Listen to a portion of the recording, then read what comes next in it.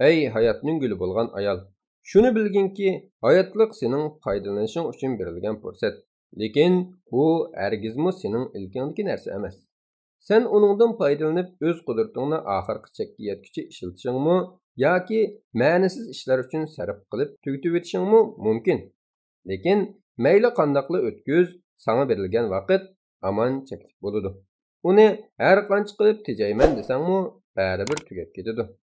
Bir kunlik vaqtning o'tgani sening hayot darxingdan bir tal yupurmoqning to'kilganiga barobar.